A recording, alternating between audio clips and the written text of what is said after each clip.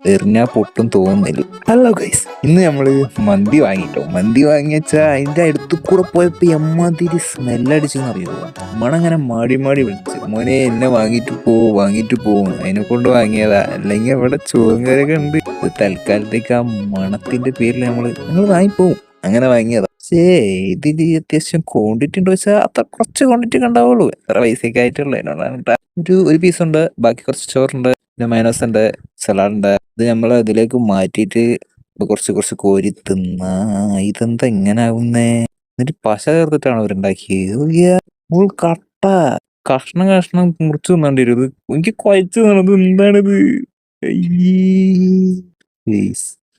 Guys, വളരെ നന്നായിട്ടുണ്ട്. നിങ്ങൾക്ക് വേണമെങ്കിൽ പറയും, ഞാൻ വേണേ അയച്ചു തരാം. എറിഞ്ഞാ പൊട്ടും തോന്നുന്നില്ല. അങ്ങനെയുണ്ട്. അതാകുമ്പോ വീതിക്കാൻ ഭയങ്കര സുഖമാണ്. ഓരോ കഷ്ണം എടുത്ത് കൊടുത്താൽ മതിയല്ലോ. ഇതിനിങ്ങനെ ചോറ് കോരി കൊടുക്കേണ്ട ആവശ്യമില്ലല്ലോ. മീനൊന്ന് ചൂടാക്കി വെക്കട്ടെ, ചിലപ്പോ വിട്ടു പോരാണെങ്കിലോ.